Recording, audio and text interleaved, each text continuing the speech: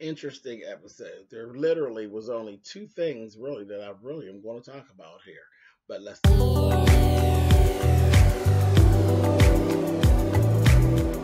And I'm like, come on through, Cookie. I'm going up on my soapbox. That's basically it. Let's talk about drag and all its forms.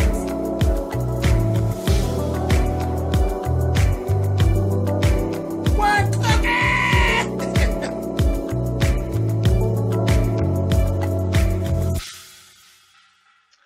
Hey guys, thanks so much for clicking on the video. This is my review for Empire. This is season 4, episode 15. Like I said, there's only two things that I'm actually going to talk about here.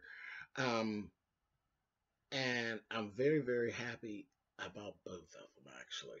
Okay, so Cookie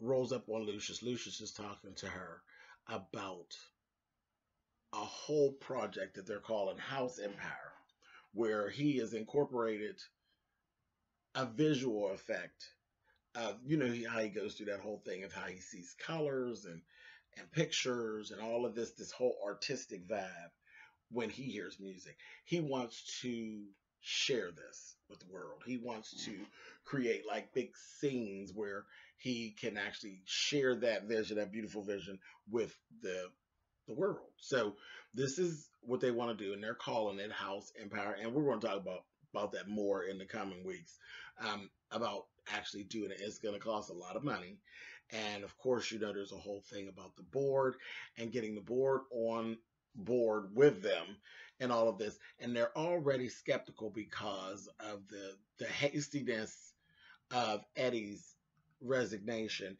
and then Cookie coming back on. So everything all of a sudden is back in Cookie and Lucius running everything, and the board is a little skeptical. But we know that that's going on because on the other side we got Eddie doing underhanded shit, and Anika then got involved. So in the background we got Andre running around, and Andre he's knocking them walls down like Andre do. You know, Andre's a bad motherfucker. Andre can get to the bottom of some shit.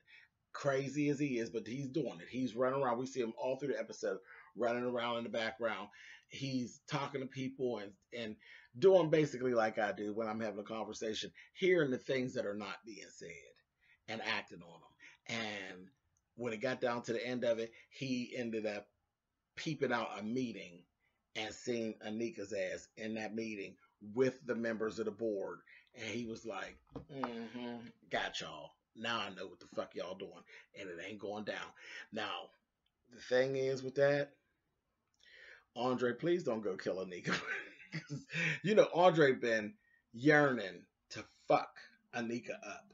So I'm like, this would be just the thing he need to go over the side and kill that bitch. But he playing it cool so far. So that's actually an extra thing. That's not the two things. That's an extra little thing. So I'm happy about that. I'm happy that Andre's on top of that. Yeah. Okay, so on to the two things. The first thing, I talked to y'all about this last week, is that I was saying this whole situation with Maya and Pound Cake and all of this. So Cookie was at a point where she kind of was going to let the whole Maya thing go. But she didn't, because that ain't Cookie. That ain't how Cookie do things. So Cookie goes back at Maya again, and she gets the chance to actually really talk to her. She really started kind of explaining some things to her. Girl, your mother's not how you think that she is. She's not fucked up like you think she is. She always loved you. She always tried to get reunited with you, and she tried to find you and all that. Didn't have the resources and all that. She did things trying to get the resources, which ended her back up in jail. Yes, she did a little double crossing of me when we were in jail. But the only reason why I'm walking the streets right now is because of your mother. Your mother, literally, there was a cop that didn't care for us, and she never told Maya that was her father. But she told her there was a cop that didn't care for me, tried to plant some drugs on me, which would have got me 5 more years right before, it was like 30 days before I was supposed to be released.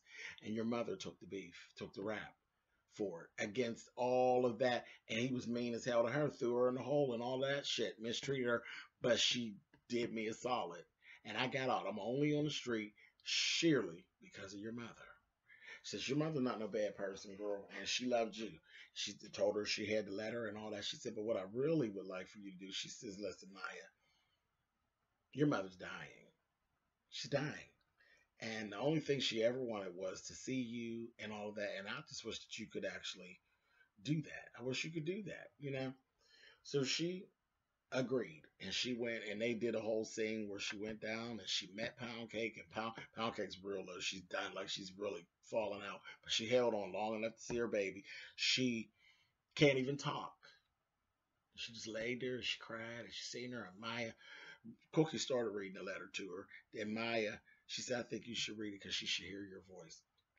And Maya started reading the letter and stuff. And as she read the letter, it was just, it was hard to watch. It was a lot. Y'all know how I am, child. You know I'm a waterhead, child. There was tears everywhere. They crying, I'm crying. It was a mess. But it was beautifully shot, beautifully acted.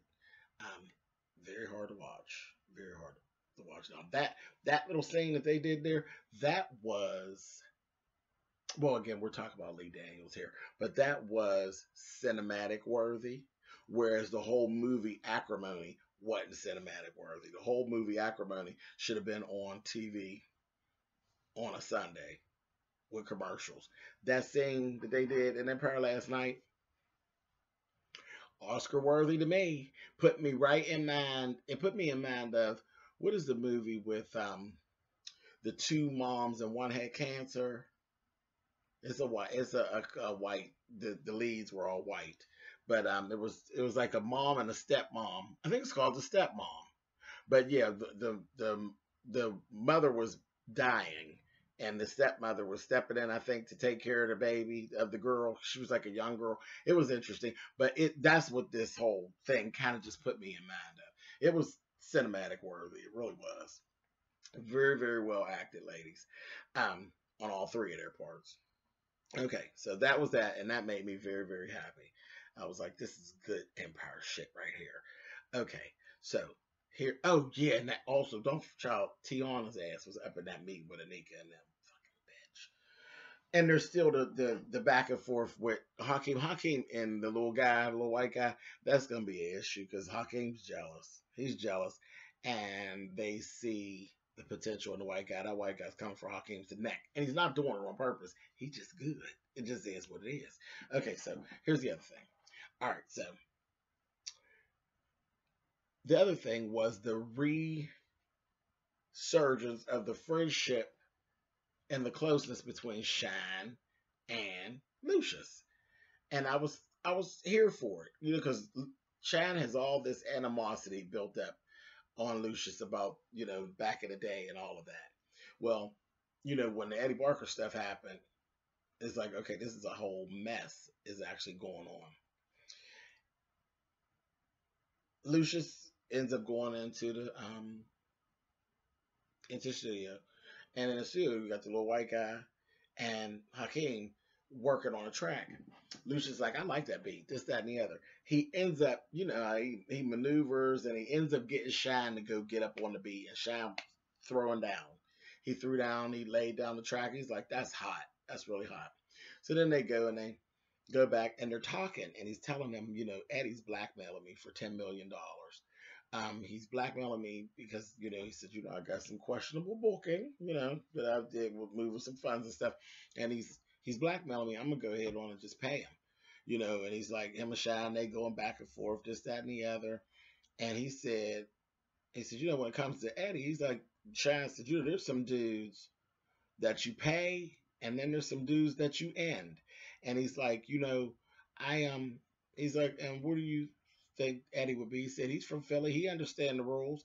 He's like, because the Lucius line I knew, he didn't pay nobody. He didn't pay nobody off. He didn't do that. So Shine, he's like, well, will you ride shotgun? I think I need a friend to have my back. And he's like, I'm down. So I'm like, good. Good. The alliance is back, I was like, good. They let go of all that bullshit, and we get on to the shit. They put down the good music. Gary makes some money. Because remember, Shine wasn't even one of the artists. He was one of the producers. But now he's going to be one of the artists on the 20 for 20. So they go to meet in this hangar that they were supposed to meet at. and where he's supposed to pay off Eddie. So they're, they there, they kicking it, and they talking about loyalty and this, that, and the other, and on and on. And after a minute, Shine's like, wait a minute, hold up. Eddie ain't coming, is he? He like, no, not at all. It's like, yeah. Yeah, he said, because it's all like, you get people that's supposed to be loyal to you, they be smiling in your face, planning to kill you and shit, planning to fuck up your leg and all. I said, oh, he gonna say, so he pull his gun out on Lucius. Lucius pull his gun and say, ha ha. And the little hitman got his gun on him, and he's like, so you just gonna kill me like that? You just gonna kill me, right? He's like, pretty much. Pretty much. So he's sitting there and he's like, you gonna shoot me? He's like, okay, fine. So then Shine, like a rider, he would tell him, you ain't never liked me, Lucius. You cut me out of shit because you always knew that I was better than you. And you couldn't take it. You're mad because I'm better than you. You ain't shit. I've always been better than you, musically and lyrically. I've always been better than you. I've always been that dude. And you were jealous. I said, no, you ain't talking this shit. I said, go on, Lucius, blow his head off. Blow his head right on off. And Lucius put the gun down. He said, I ain't going to kill you, Shine. I'm not going to kill you. And Shine put his gun down, and he's like, you could tell he was like, whew, okay, I done talk this shit and all this. But he never said nobody else wasn't going to kill him. Baby, that hitman gave him pop, pop, pop, tore his ass out.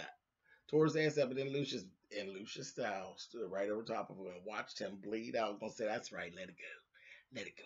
I said, oh, he's so evil. So that's it. So actually, like I said, I was cool. I was like happy about the alliance of Lucius and Shine going back together. But I was even more happy with Shine actually being killed. I guess that's just the evil person in me. But yeah, I was okay with Shine. So Shine's ass is dead as a doornail. See you. And the very last thing we saw was after all the stuff that went on with Pound Cake and Maya. Oh yeah, and Cookie knew. Child, right after it got done, Lucius called Cookie, and she's like, "Is it done?" He's like, "Yeah, it's done, child." I said, "Oh yeah, they back together. They working together. They the married to the mob." I said, "Lord have mercy." But Cookie went to see her mother. She went to see her mom. I said, "Okay, so here we go." So it was good. Like I said, it's not a very long review because it really was only two things that really went on, but it was good shit. It was really good shit we needed to see. So that's it. I'll catch up with y'all next week. Later.